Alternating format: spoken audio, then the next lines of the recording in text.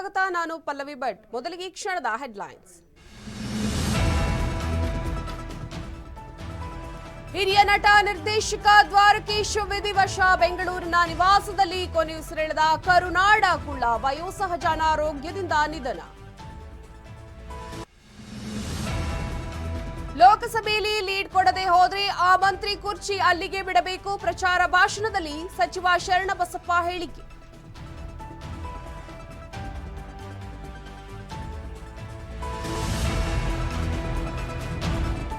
ಒಂದು second auto ಪ್ರಯಾಣಕ್ಕೆ ₹5 charge. ಮೆಜೆಸ್ಟಿಕ್ನಿಂದ ಲಾಲ್ಬಾಗ್ಗೆ ಹೋಗಲು ₹400. ಚಾಲಕನ ವಿರುದ್ಧ ಪ್ರಯಾಣಿಕರ ದೂರು.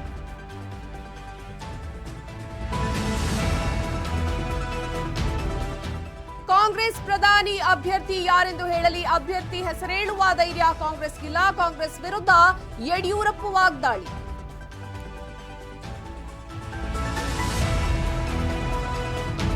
ಧಾರವಾಡದಲ್ಲಿ ರಂಗೇರ್ತಾ ಇದೆ ಲೋಕ ಅಖಾಡ. ನಾಮಪತ್ರ ಸಲ್ಲಿಸಲು ಕೈ ಅಭ್ಯರ್ಥಿ ಸಜ್ಜು. ವಿನೋದ್ ಅಸೋಟಿಗೆ ಸಲೀಂ ಅಹಮದ್ ಹಾಗೂ ಸಂತೋಷ್ ಲಾಡ್ ಸಾಥ್.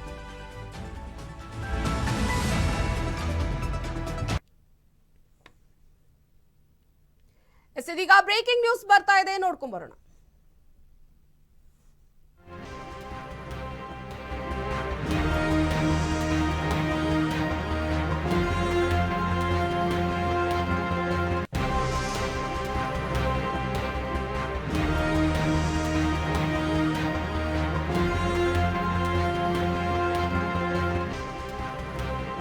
ಹಿರಿಯ ನಟ ನಿರ್ದೇಶಕ ದ್ವಾರಕೀಶ್ ಇದೀಗ ವಿಧಿವಶರಾಗಿದ್ದಾರೆ. ಬೆಂಗಳೂರಿನ ನಿವಾಸದಲ್ಲಿ ಕೊನೆಯುಸಿರೆಳೆದಿದ್ದಾರೆ ಅನ್ನುವಂತಹ ಮಾಹಿತಿ ಬರ್ತಾ ಇರುವಂತಹದ್ದು. ಕರುನಾಡ ಕುಳ್ಳ ಅಂತ ಸಾಕಷ್ಟು ಪ್ರಖ್ಯಾತಿಯನ್ನ ಕೂಡ ಹೊಂದಿದ್ರು. ಅವರು ವಯೋಸಹಜ ಅನಾರೋಗ್ಯದಿಂದ ಬಳಲ್ತಾ ಇದ್ರು ಅಂತ ಹೇಳಲಾಗ್ತಾ ಇದೆ. ಆಗಸ್ಟ್ 19, 1942ರಲ್ಲಿ ದ್ವಾರಕೀಶ್ ಅವರು ಜನಿಸಿದ್ರು. ಮೈಸೂರು ಜಿಲ್ಲೆ ಹುಣಸೂರಿನಲ್ಲಿ ದ್ವಾರಕೀಶ್ ಅವರ ಜನನವಾಗಿತ್ತು. ನಟ ಹಾಗೆ ನಿರ್ದೇಶಕರಾಗಿ, ನಿರ್ಮಾಪಕರಾಗಿ ಸಾಕಷ್ಟು ಕೆಲಸವನ್ನ ಕನ್ನಡ ಇಂಡಸ್ಟ್ರಿಯಲ್ಲಿ, ಸ್ಯಾಂಡಲ್ವುಡ್ ನಲ್ಲಿ ಮಾಡಿದ್ರು. ಹಾಗೆಯೇ 1966ರಿಂದ ಕನ್ನಡ ಚಿತ್ರರಂಗದಲ್ಲಿ ಸಾಕಷ್ಟು ಸಕ್ರಿಯರಾಗಿದ್ರು. ದ್ವಾರಕೀಶ್ ಚಿತ್ರ ನಿರ್ಮಾಣ ಸಂಸ್ಥೆಯ ಮೂಲಕ ಹಲವಾರು ಉತ್ತಮ ಚಿತ್ರಗಳನ್ನ ಸ್ಯಾಂಡಲ್ವುಡ್ಗೆ ಕೊಡುಗೆಯನ್ನಾಗಿ ಕೊಟ್ಟಿದ್ರು. ನಟ, ನಿರ್ದೇಶಕ, ನಿರ್ಮಾಪಕರಾಗಿ ಸಾಕಷ್ಟು ಕೆಲಸವನ್ನ ಮಾಡಿದ್ದಾರೆ. ಡಾಕ್ಟರ್ ರಾಜ್ಕುಮಾರ್, ಡಾಕ್ಟರ್ ವಿಷ್ಣುವರ್ಧನ್ ಸೇರಿ ಹಲವು ನಟರ ಜೊತೆ ಸಾಕಷ್ಟು ಸಿನಿಮಾಗಳಲ್ಲಿ ನಟಿಸಿ ಪ್ರಖ್ಯಾತಿಯನ್ನ ಹೊಂದಿದ್ದಂತವರು.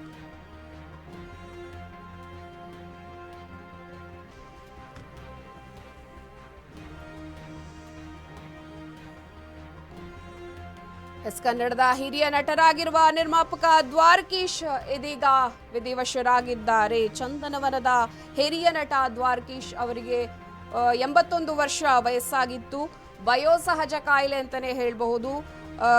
ಕುಟುಂಬಸ್ಥರಿಂದ ಮಾಹಿತಿ ಕೂಡ ಈಗ ಲಭ್ಯ ಆಗ್ತಾ ಇರುವಂತಹದ್ದು. ಹೃದಯಾಘಾತದಿಂದ ಅವರು ವಿಧಿವಶರಾಗಿದ್ದಾರೆ. ಕನ್ನಡ ಸಿನಿಮಾ ರಂಗದಲ್ಲಿ ಖ್ಯಾತ ನಟರಾಗಿದ್ರು. ಹಾಗೆಯೇ ನಿರ್ದೇಶಕ ಹಾಗೂ ನಿರ್ಮಾಪಕರಾಗಿ ಸಾಕಷ್ಟು ಗುರುತಿಸಿಕೊಂಡಿದ್ದಂತಹವರು. ಇವರ ಜನನ 1942 ಆಗಸ್ಟ್ 19ರಂದು ಮೈಸೂರು ಜಿಲ್ಲೆಯ ಹುಣಸೂರಿನಲ್ಲಿ ಆಗಿತ್ತು. 1964ರಲ್ಲಿ ವೀರ ಸಂಕಲ್ಪ ಎಂಬ ಸಿನಿಮಾ ಮೂಲಕ ಕನ್ನಡ ಚಿತ್ರರಂಗಕ್ಕೆ ಪಾದಾರ್ಪಣೆಯನ್ನ ಮಾಡ್ತಾರೆ.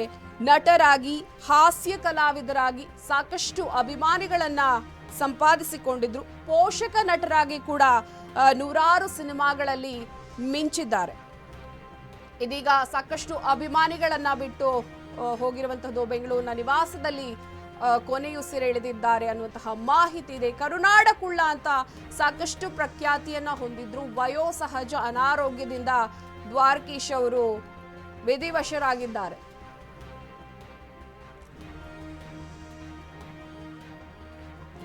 ಇದಕ್ಕೆ ಸಂಬಂಧಪಟ್ಟಂತೆ ಹೆಚ್ಚಿನ ಅಪ್ಡೇಟ್ಸ್ ಅನ್ನ ಕೊಡೋದಕ್ಕೆ ನಮ್ಮ ಜೊತೆಗೆ ಡೆಸ್ಕ್ ಲೈವ್ ನಿಂದ ಜಾಯಿನ್ ಆಗ್ತಾ ಇದ್ದಾರೆ ಅಶ್ವಥ್. ಅಶ್ವಥ್, ಹಿರಿಯ ನಟರಾಗಿರುವಂತಹ ದ್ವಾರಕೀಶ್ ಅವರು ಇದೀಗ ವಿಧಿವಶರಾಗಿದ್ದಾರೆ ಅಂತ ಹೇಳಲಾಗ್ತಾ ಇದೆ. ಏನಿದೊಂದು ಹೆಚ್ಚಿನ ಅಪ್ಡೇಟ್ಸ್?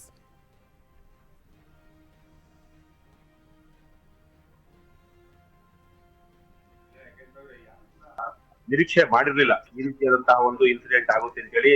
ಯಾರು ಕೂಡ ನಿರೀಕ್ಷೆ ಮಾಡಿರಲಿಲ್ಲ. ಯಾಕೆಂದ್ರೆ ನಿನ್ನೆ ಅಷ್ಟೇ ಅಂದ್ರೆ 2 ದಿನಗಳ ಹಿಂದೆಷ್ಟೇ ಸೌಂದರ್ಯ ಜಗದೀಶ್ ಕೂಡ ಆತ್ಮಹತ್ಯೆ ಮಾಡ್ಕೊಂಡಿದ್ರು. ಅದಾದ ನಂತರ ಇವತ್ತು ಏನು ಹಿರಿಯ ನಟ, ಸ್ಯಾಂಡಲ್ವುಡ್ ನ ಹಿರಿಯ ನಟ, ಕರ್ನಾಟಕದ ರಾಜಕುಳ್ಳ ಅಂತ ಹೇಳಿ ಹೆಸರನ್ನ ಪಡೆದಿದ್ದಂತಹ ನಟ ಇವತ್ತು ಅವರು ಅಂದ್ರೆ ಅನಾರೋಗ್ಯ ಹಿನ್ನೆಲೆಯಲ್ಲಿ ಈಗ ಸಾವನ್ನಪ್ಪಿರುವಂತಹದ್ದು. ಬೆಂಗಳೂರಿನ ಅವರ ತಮ್ಮ ನಿವಾಸದಲ್ಲಿ ಈಗ ಸಾವನ್ನಪ್ಪಿರುವಂತದ್ದು.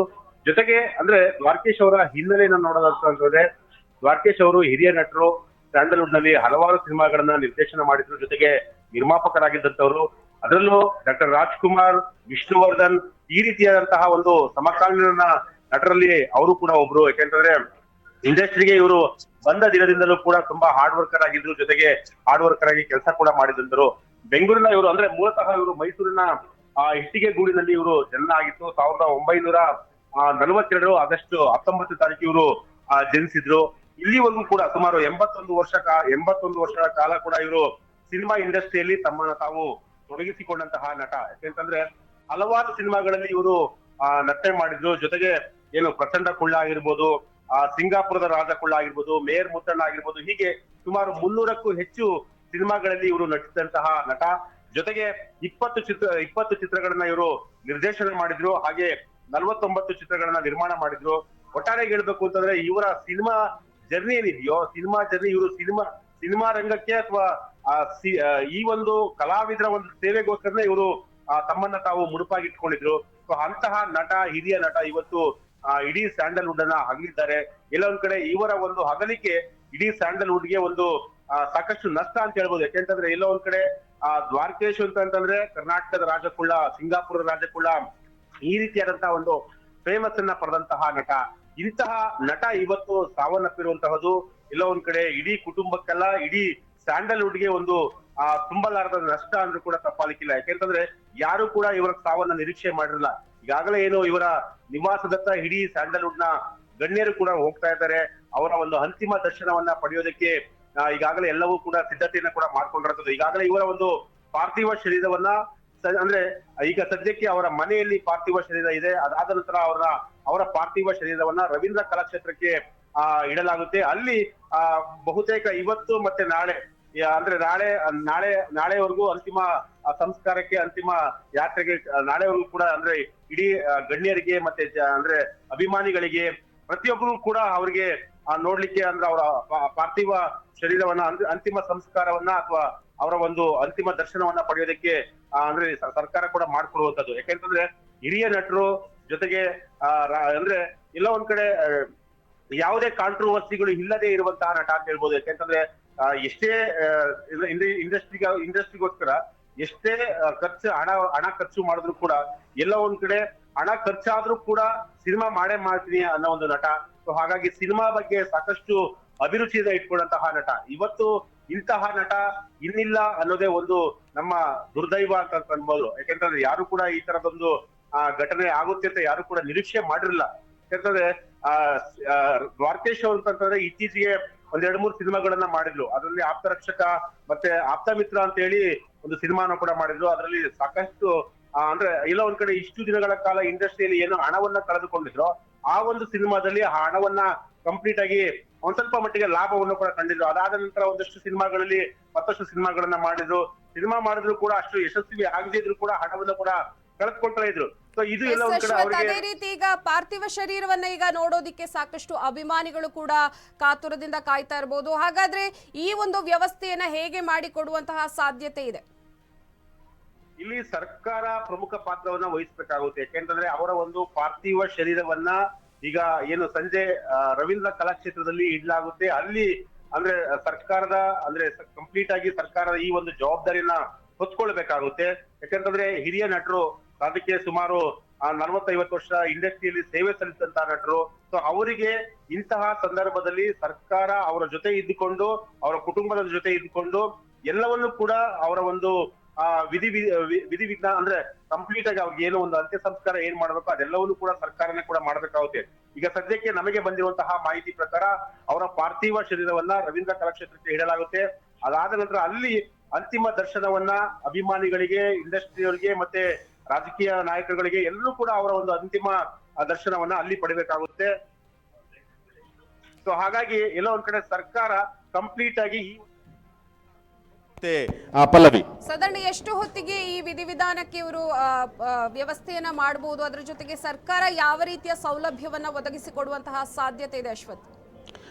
ಇಲ್ಲಿ ಪ್ರಮುಖವಾಗಿ ಅಂತಂದ್ರೆ ಸರ್ಕಾರ ಈ ಒಂದು ವಿಚಾರದ ಬಗ್ಗೆ ಇಲ್ಲಿ ಯಾವುದೇ ರೀತಿಯಾದಂತಹ ಒಂದು ರಾಜಕೀಯ ಹಸ್ತಕ್ಷೇಪ ಮಾಡಂಗಿಲ್ಲ. ಯಾಕೆಂತಂದ್ರೆ ರವೀಂದ್ರ ಕಲಾಕ್ಷೇತ್ರದಲ್ಲಿ ಅಲ್ಲಿ ಅವರ ಒಂದು ಪಾರ್ಥಿವ ಶರೀರವನ್ನ ಇಡಲಾಗುತ್ತೆ. ಅಲ್ಲಿ ಒಂದಷ್ಟು ಪೊಲೀಸ್ ಬಂದೋಬಸ್ತನ್ನು ಕೂಡ ಮಾಡ್ಕೊಳ್ಬೇಕಾಗುತ್ತೆ, ಜೊತೆಗೆ ಬ್ಯಾರಿಕೇಡ್ ಕೂಡ ಅಳವಡಿಸಬೇಕಾಗುತ್ತೆ. ಯಾಕಂತಂದ್ರೆ ಅಲ್ಲಿ ದ್ವಾರಕೇಶ್ ಅವರು ಸಾವನ್ನಪ್ಪಿದ್ದಾರೆ ಅಂತಂತಂದ್ರೆ ಈಗ ಆಲ್ಮೋಸ್ಟ್ ಆಲ್ ಇಡೀ ಕನ್ನಡ ಇಂಡಸ್ಟ್ರಿ ಮತ್ತೆ ಬೇರೆ ಬೇರೆ ತಮಿಳ್ ಆಗಿರ್ಬೋದು, ತೆಲುಗು ಆಗಿರ್ಬೋದು, ಅಲ್ಲಿಯವರು ಕೂಡ ಇವರ ಒಂದು ಅಂತಿಮ ದರ್ಶನಕ್ಕೆ ಬರುವಂತಹ ಒಂದು ಸಾಧ್ಯತೆ ಇದೆ. ಸೊ ಹಾಗಾಗಿ ಪ್ರತಿಯೊಬ್ಬರು ಕೂಡ ಗಣ್ಯಾತಿ ಗಣ್ಯರು ಬರೋದ್ರಿಂದ ಅಲ್ಲಿ ಪ್ರಮುಖವಾಗಿ ಬಂದೋಬಸ್ತ್ ಇರೋದು ಕೂಡ ಬಹಳ ಇಂಪಾರ್ಟೆಂಟ್ ಆಗುತ್ತೆ. ಯಾಕಂತಂದ್ರೆ ಕಂಪ್ಲೀಟ್ ಆಗಿ ಈಗ ಅಪ್ಪು ಅವರು ಏನು ಅಂದ್ರೆ ಕಂಠೀರವ ಸ್ಟೇಡಿಯಂ ಅಲ್ಲಿ ಹೇಗೆ ಅವ್ರನ್ನ ಒಂದು ಅಂತಿಮ ಸಂಸ್ಕಾರಕ್ಕೆ ಅನುವು ಮಾಡಿಕೊಟ್ರ ಸರ್ಕಾರ, ಸೊ ಅದೇ ಮಾದರಿಯಲ್ಲಿ ಇಲ್ಲಿ ರವೀಂದ್ರ ಕಲಾಕ್ಷೇತ್ರದಲ್ಲಿ ಅವರ ಒಂದು ಅಂತಿಮ ಸಂಸ್ಕಾರ ಮಾಡ್ಲಿಕ್ಕೆ ಈಗ ಒಂದು ಚಿಂತನೆಯನ್ನ ಕೂಡ ನಡೆಸಿರುವಂಥದ್ದು. ಸೊ ಹಾಗಾಗಿ ಅಲ್ಲಿ ಯಾವ ರೀತಿ ಬಂದೋಬಸ್ತನ್ನ ಮಾಡ್ಕೊಳ್ಬೇಕು,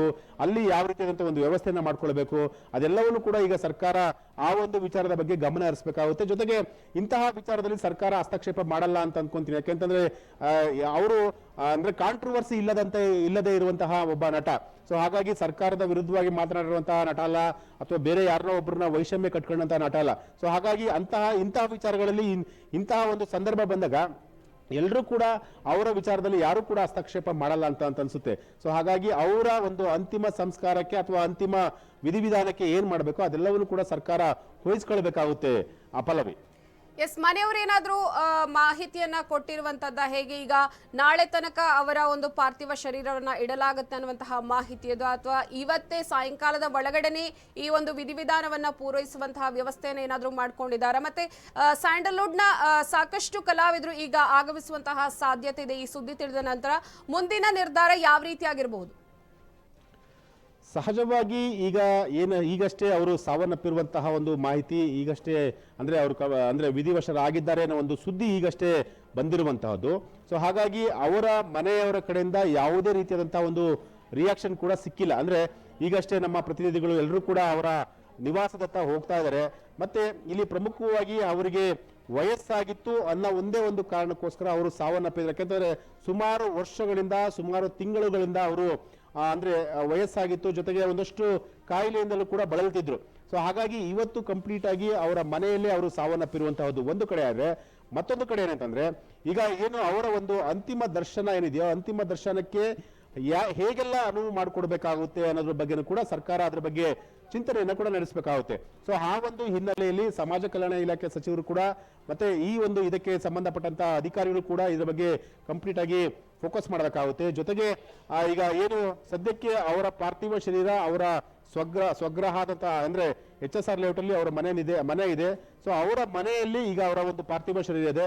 ಆ ಒಂದು ಪಾರ್ಥಿವ ಶರೀರವನ್ನ ರವೀಂದ್ರ ಕಲಾಕ್ಷೇತ್ರಕ್ಕೆ ತಗೊಂಡ್ಬರ್ತಾರೆ. ಅಲ್ಲಿ ಅವರ ಅಭಿಮಾನಿಗಳಿಗೆ ಕಂಪ್ಲೀಟ್ ಆಗಿ ಅಂದ್ರೆ ಸಿನಿ ಇಂಡಸ್ಟ್ರಿಯಲ್ಲಿರುವಂತಹ ಗಣ್ಯರಿಗೆ ಅವರ ಒಂದು ಪಾರ್ಥಿವ ದರ್ಶನವನ್ನ ಮಾಡೋದಕ್ಕೆ ಆ ಒಂದು ಅವಕಾಶವನ್ನ ಕೂಡ ಮಾಡಿಕೊಡ್ತಾರೆ. ಅದಾದ ನಂತರ ಏನು ಮೋಸ್ಟ್ಲಿ ಚಾಮರಾಜಪೇಟೆಯ ರುದ್ರಭೂಮಿಯಲ್ಲಿ ಅವರ ಒಂದು ಅಂತಿಮ ಸಂಸ್ಕಾರ ಆಗೋದ್ರಲ್ಲಿ ಡೌಟ್ ಇಲ್ಲ ಅಂತ ಹೇಳ್ಬೋದು. ಯಾಕಂತಂದ್ರೆ ಅಲ್ಲಿ ಮಾಡ್ತಾರ ಅಥವಾ ಅವರ ಹುಟ್ಟೂರು ಮೈಸೂರಲ್ಲಿ ಅವರ ಒಂದು ಪಾರ್ಥಿವ ಶರೀರ ಅಲ್ಲಿಗೆ ತಗೊಂಡೋಗ್ತಾರ. ಸೊ ಅದಿನ್ನೂ ಕೂಡ ಫೈನಲ್ ಆಗಿಲ್ಲ. ಸೊ ಆ ವಿಚಾರದ ಬಗ್ಗೆ ಈಗ ಪೊಲೀಸರು ಅಂದ್ರೆ ಆ ವಿಚಾರದ ಬಗ್ಗೆ ಅವರ ಪೋಷಕರು ಕೂಡ ಇನ್ನೂ ಕ್ಲಾರಿಫೈ ಮಾಡಿಲ್ಲ. ಬೆಂಗಳೂರಲ್ಲೇ ಅವರ ಅಂತಿಮ ಸಂಸ್ಕಾರ ಮಾಡ್ತಾರಾ ಅಥವಾ ಅವರ ಹುಟ್ಟೂರಲ್ಲಿ ಅವರ ಪಾರ್ಥಿವ ಶರೀರವನ್ನು ತೆಗೆದುಕೊಂಡು ಹೋಗ್ತಾರ, ಇನ್ನು ಆ ವಿಚಾರದ ಬಗ್ಗೆ ಇನ್ನೂ ಕ್ಲಾರಿಟಿ ಕೂಡ ಇನ್ನೂ ಸಿಕ್ಕಿಲ್ಲ. ಸೊ ಇನ್ನೇನು ಕೆಲವೇ ಕ್ಷಣಗಳಲ್ಲಿ ಕೂಡ ಆ ವಿಚಾರದ ಬಗ್ಗೆನೂ ಕೂಡ ಒಂದಷ್ಟು ಕ್ಲಾರಿಟಿ ನಮಗೆ ಸಿಗಬಹುದು ಅಂತ ಹೇಳ್ಬೋದು. ಪಲ್ಲವಿ, ಎಸ್, ಅದೇ ರೀತಿ ಈಗ ಒಂದು ಅಭಿಮಾನಿಗಳ ನೂಕುನುಗ್ಗಲಾಗುವಂತಹ ಸಾಧ್ಯತೆ ಇದೆ ಪಾರ್ಥಿವ ಶರೀರವನ್ನ ನೋಡೋದಿಕ್ಕೆ. ಒಂದು ವೇಳೆ ಅಂತಹ ಸಂದರ್ಭದಲ್ಲಿ ಪೊಲೀಸ್ ಬಂದೋಬಸ್ತನ್ನ ಹೇಗೆ ಮಾಡಬಹುದು, ಯಾವ ರೀತಿಯಾಗಿ ವ್ಯವಸ್ಥೆಯನ್ನ ಮಾಡುವಂತಹ ಸಾಧ್ಯತೆ ಇದೆ?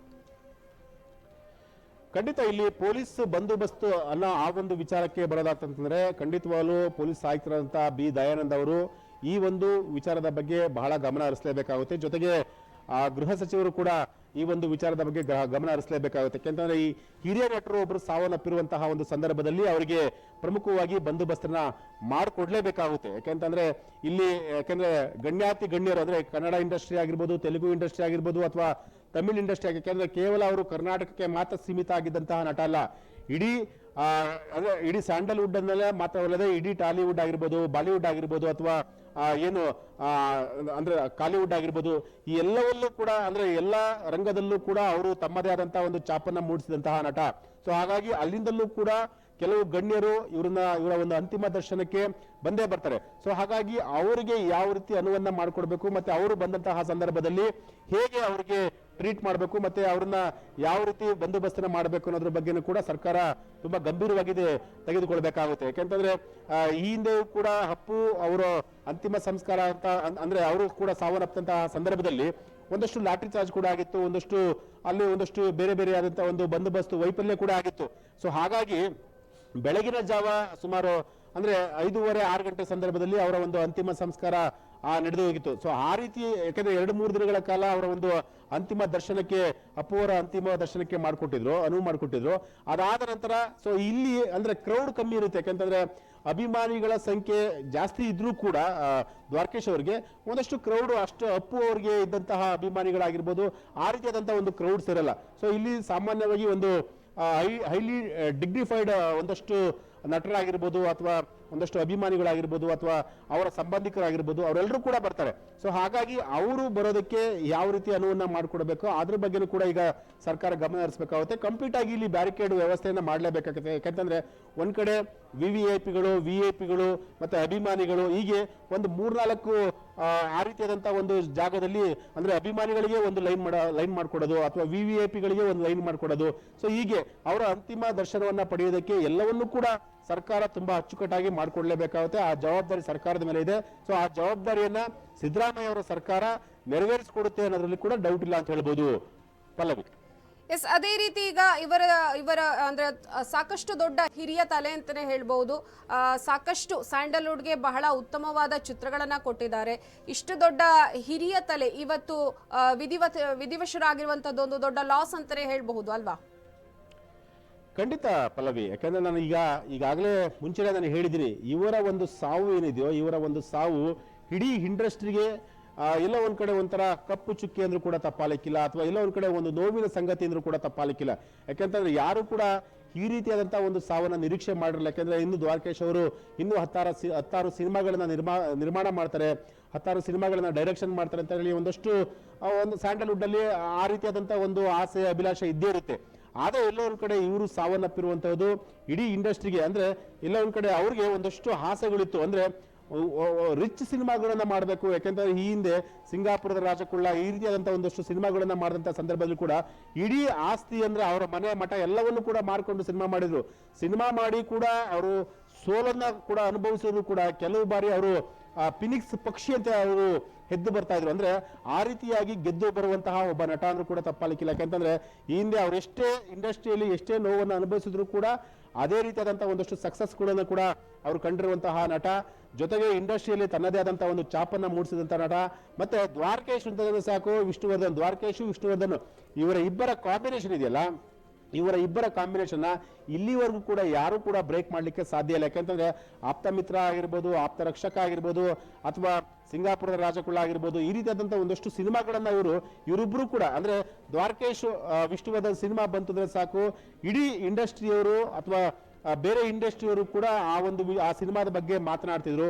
ಆ ರೀತಿಯಾದಂತಹ ಒಂದು ಸಿನಿಮಾ ಪ್ರೊಡ್ಯೂಸ್ ಮಾಡ್ತಾ ಇದ್ರು. ಸುಮಾರು ಏನೆಲ್ಲರೂ ಕೂಡ ಒಂದು 49ಕ್ಕೂ 50ಕ್ಕೂ ಹೆಚ್ಚು ಸಿನಿಮಾಗಳನ್ನು ಇವರು ಪ್ರೊಡ್ಯೂಸ್ ಮಾಡಿದಂತಹ ನಟ. ಅದರಲ್ಲೂ ಈ ಫಾರಿನ್ ನಲ್ಲಿ ಮೊಟ್ಟ ಮೊದಲ ಬಾರಿಗೆ ಏನು ಆಫ್ರಿಕಾದಲ್ಲಿ ಶೀಲಾ ಅನ್ನೋ ಒಂದು ಸಿನಿಮಾನ ಅದು ಫಾರಿನ್ ನಲ್ಲಿ ಶೂಟ್ ಮಾಡಿದಂತಹ ಒಬ್ಬ ನಿರ್ಮಾಪಕ. ಸೊ ಇಂಥ ಒಂದು ಸದಾಭಿರುಚಿ ಚಿತ್ರಗಳನ್ನ ಕೊಟ್ಟಂತಹ ನಿರ್ಮಾಪಕ, ಜೊತೆಗೆ ಒಂದಷ್ಟು ಸಿನಿಮಾಗಳನ್ನ ಡೈರೆಕ್ಟ್ ಮಾಡಿದ್ರು, ಜೊತೆಗೆ ಇವರೇ ಆಕ್ಟ್ ಮಾಡಿದ್ರು. ಇವರು ಆಕ್ಟ್ ಮಾಡಿದಂತಹ ಸಿನಿಮಾಗಳೆಲ್ಲವೂ ಕೂಡ ಸೂಪರ್ ಡೂಪರ್ ಹಿಟ್ ಆಗಿತ್ತು. ಜೊತೆಗೆ ರಾಜ್ಕುಮಾರ್ ಮತ್ತೆ ಇವರ ಕಾಂಬಿನೇಷನ್, ದ್ವಾರಕೀಶ್ ಅವರ ಕಾಂಬಿನೇಷನ್, ಜೊತೆಗೆ ವಿಷ್ಣುವರ್ಧನ್ ಮತ್ತೆ ಇವರ ಕಾಂಬಿನೇಷನ್, ಯಾರು ಕೂಡ ಇವರ ಕಾಂಬಿನೇಷನ್ ಇಲ್ಲಿವರೆಗೂ ಕೂಡ ಬ್ರೇಕ್ ಮಾಡಕ್ಕೆ ಆಗಿಲ್ಲ. ಸೊ ಅಂತ ಅದ್ಭುತವಾದಂತ ನಟ, ತನ್ನದೇ ಆದಂತಹ ಒಂದು ಚಾಪನ್ನ ಮೂಡಿಸಿದಂತ ನಟ. ಸೊ ಇಂತಹ ನಟ ಇವತ್ತು ಇನ್ನಿಲ್ಲ ಅನ್ನೋದೇ ನಮ್ಮ ಒಂದು ದೌರ್ಭಾಗ್ಯ ಅಂದ್ರೂ ಕೂಡ ತಪ್ಪಾಲಿಕ್ಕಿಲ್ಲ. ಯಾಕೆಂತಂದ್ರೆ ಇಂತಹ ನಟರು, ಯಾಕಂದ್ರೆ ರಾಜ್ಕುಮಾರ್, ವಿಷ್ಣುವರ್ಧನ್, ಅಂಬರೀಷ್ ಇವರೆಲ್ಲರೂ ಕೂಡ ಬೆಳೆದು ಬಂದಂತಹ ಒಂದು ಸಿನಿ ಇಂಡಸ್ಟ್ರಿಯಲ್ಲಿ ಇವರು ಕೂಡ ಬೆಳೆದಂತರು, ಇವರು ಕೂಡ ಒಂದು ಚಾಪುಗಳನ್ನ ಮೂಡಿಸಿದಂತಹ ನಟ. ಸೊ ಇಂತಹ ನಟ ಇವತ್ತು ಇನ್ನಿಲ್ಲ ಅಂತಂದ್ರೆ ಎಲ್ಲರೂ ಕೂಡ ಇಡೀ ಇಂಡಸ್ಟ್ರಿ ಅಂತಲ್ಲ, ಇಡೀ ಕರ್ನಾಟಕಕ್ಕೆ ಲಾಸ್ ಅಂದ್ರೂ ಕೂಡ ತಪ್ಪಾಗಲಿಕ್ಕಿಲ್ಲ. ಯಾಕಂತಂದ್ರೆ ಕರ್ನಾಟಕದ ರಾಜಕುಳ್ಳ ಅಂತ ಯಾರಾದ್ರೂ ಒಬ್ರು ಹೆಸರನ್ನ ಪಡೆದಿದೆ ಅಂತಂದ್ರೆ ಅದು ದ್ವಾರಕೀಶ್ ಅವರೊಬ್ರು ಮಾತ್ರ. ಯಾಕಂತಂದ್ರೆ ಅಂತಹ ನಟ, ಆ ರೀತಿಯಾದಂತಹ ಒಂದು ಅಭಿನಯನ ಮಾಡ್ಕೊಂಡು ಬಂದಂತಹ ನಟ ಇವತ್ತು ಅವರಿಲ್ಲ ಅನ್ನೋದೇ ಒಂದು ದುರಂತ ಅಂತಂದ್ರೂ ಕೂಡ ತಪ್ಪಾಲಿಕ್ಕಿಲ್ಲ. ಯಾಕೆಂತಂದ್ರೆ ಇನ್ನೂ ಒಂದಷ್ಟು ವರ್ಷಗಳ ಕಾಲ ಇಂತಹ ನಟರು ಇರಬೇಕಾಗಿತ್ತು. ಯಾಕೆಂತಂದ್ರೆ ಇವರ ಮಾರ್ಗದರ್ಶನದಲ್ಲಿ ಒಂದಷ್ಟು ಯುವ ಪೀಳಿಗೆ ಬೆಳಿಬೇಕಾಗಿತ್ತು, ಯುವ ಪೀಳಿಗೆ ಸಿನಿಮಾ ಮಾಡಬೇಕಾಗಿತ್ತು, ಇವರನ್ನ ನೋಡಿ ಕಲಿಬೇಕಾಗಿತ್ತು. ಸೊ ಎಲ್ಲ ಒಂದ್ ಕಡೆ ಇಂತಹ ನಟರು ಈಗ ಈ ರೀತಿಯಾಗಿ ಸಾವನ್ನಪ್ತಾ ಇರೋಂಥದ್ದು ಎಲ್ಲ ಒಂದ್ ಕಡೆ ಒಂದು ನಷ್ಟ ಅಂತ ಹೇಳ್ಬೋದು. ಯಾಕಂತಂದ್ರೆ ಅಂಬರೀಷ್ ಅವರು ಸಾವನ್ನಪ್ಪಂತಹ ಸಂದರ್ಭದಲ್ಲೂ ಕೂಡ ಇಂಡಸ್ಟ್ರಿಗೆ ಲಾಸ್ ಆಯ್ತು. ನೀವು ನಿರೀಕ್ಷಣೆ ಮಾಡಿರಲ್ಲ, ಅಪ್ಪು ಸಾವಿದೆಯಲ್ಲ, ಅಪ್ಪು ಸಾವು ಸುಮಾರು 25 ವರ್ಷಗಳ ಹಿಂದೆ ನಮ್ಮ ಕನ್ನಡ ಇಂಡಸ್ಟ್ರಿ ಹೋಗ್ಬಿಡ್ತು. ಯಾಕಂತಂದ್ರೆ ಆ ರೀತಿಯಾದಂತಹ ಒಂದು ಫೋರ್ಸ್ ಬರ್ತಾ ಈಗ ಕಡಿಮೆ ಆಗ್ತಾರೆ ಅಂತಂದ್ರೆ ಎಲ್ಲ ಒಂದ್ ಕಡೆ ಪ್ರಮುಖ ನಟರುಗಳೇ, ಪ್ರಮುಖ ಹೆಸರುಗಳನ್ನ ಮಾಡಿದಂತಹ ನಟರೇ ಈ ತರ ಸಾವನ್ನಪ್ತಾ ಇದೆ. ಇಂಡಸ್ಟ್ರಿಗೆ ಯಾರು ಅನ್ನೋದು ಒಂದು ಪ್ರಶ್ನೆ ಅಂತ ಹೇಳ್ಬೋದು. ಪಲ್ಲವಿ.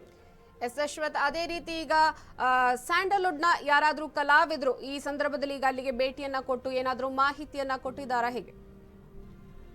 ಸದ್ಯಕ್ಕೆ ಈಗ ಏನು ಸ್ಯಾಂಡಲ್ವುಡ್ ನ ನಟರು ಅವರ ಮನೆ ಹತ್ರ ಹೋಗೋದು ಕಡಿಮೆ ಅಂತ ಹೇಳ್ಬೋದು. ಯಾಕೆಂತಂದ್ರೆ ಅವರಿಗೋಸ್ಕರನೇ ಈಗ ರವೀಂದ್ರ ಕಲಾಕ್ಷೇತ್ರದಲ್ಲಿ ಅವರ ಒಂದು ಪಾರ್ಥಿವ ಶರೀರದ ಅಂತಿಮ ದರ್ಶನವನ್ನ ಪಡೆಯೋದಕ್ಕೆ ರವೀಂದ್ರ ಕಲಾಕ್ಷೇತ್ರದಲ್ಲಿ ಅಲ್ಲಿ ಕಂಪ್ಲೀಟ್ ಆಗಿ ಒಂದು ವ್ಯವಸ್ಥೆಯನ್ನ ಮಾಡೋದ್ರಿಂದ ಬಹುತೇಕ ಅವರ ಮನೆ ಹತ್ರ ಹಿರಿಯ ನಟರು ರವಿಚಂದ್ರನ್ ಆಗಿರ್ಬೋದು, ಶಿವರಾಜ್ ಕುಮಾರ್ ಆಗಿರ್ಬೋದು, ಅಥವಾ ಸರೋಜಿ ದೇವಿ ಆಗಿರ್ಬೋದು, ಈ ರೀತಿ ಹಿರಿಯ ಕಲಾವಿದರು ಅಂತ ಏನಿದಾರೋ ಅವರೆಲ್ಲರೂ ಕೂಡ ಅವರ ಒಂದು ಅಂತಿಮ ದರ್ಶನವನ್ನ ಪಡಿತಾರೆ. ಸೊ ಅಭಿಮಾನಿಗಳು ಕೂಡ ಪಡಿತಾರೆ. ಮತ್ತೆ ಅವರು ಕೇವಲ ಸಿನಿ ಇಂಡಸ್ಟ್ರಿಯಲ್ಲಿ ಮಾತ್ರ ಹೆಸರನ್ನ ಪಡೆದಂತವರಲ್ಲ, ಅವರದೇ ಆದಂತಹ ಒಂದು ವರ್ಚಸ್ಸನ್ನ ಇಟ್ಕೊಂಡಿದ್ರು. ರಾಜಕೀಯದಲ್ಲೂ ಕೂಡ ಒಂದಷ್ಟು ಸ್ನೇಹಿತರನ್ನ ಅವರು ಹೊಂದಿದ್ರು. ಸೊ ಹಾಗಾಗಿ ಎಲ್ಲರೂ ಕೂಡ ಅಂದ್ರೆ ಕೇವಲ ಒಂದಷ್ಟು ಬೆರಳೆಣಿಕೆ ನಟರು ಮಾತ್ರ ಅವರ ಒಂದು ಅಂತಿಮ ದರ್ಶನವನ್ನ ಪಡೆಯಲ್ಲ. ಪ್ರತಿಯೊಬ್ಬರು ಕೂಡ ಅಂದಿನಿಂದ ಇವತ್ತಿನವರೆಗೂ ಯಾರ್ಯಾರು ನಟ ನಟಿಯರಿದ್ದಾರೋ ಅವರೆಲ್ಲರೂ ಕೂಡ ಅವರ ಒಂದು ಅಂತಿಮ ದರ್ಶನವನ್ನ ಪಡಿತಾರೆ. ಸೊ ಅದಾದ ನಂತರ ಅವರ ಒಂದು ಸಂಪ್ರದಾಯ ಪ್ರಕಾರ ಅಂದ್ರೆ ಅವರ ಒಂದು ಶಾಸ್ತ್ರೋತ್ತರ ಏನಿದೆಯೋ ಅವರ ಒಂದು ವಿಧಿವಿಜ್ಞಾನದ ಪ್ರಕಾರ ಅವರ ಒಂದು ಅಂತಿಮ ದರ್ಶನ ಆಗುತ್ತೆ ಅಂತ ಹೇಳ್ಬೋದು, ಅಂತ್ಯ ಸಂಸ್ಕಾರ ಆಗುತ್ತೆ ಅಂತ ಹೇಳ್ಬೋದು. ಪಲ್ಲವಿ. ಓಕೆ, ಧನ್ಯವಾದ ನಿಮ್ಮೆಲ್ಲ ಅಪ್ಡೇಟ್ಸ್ಗಾಗಿ ಅಶ್ವಥ್.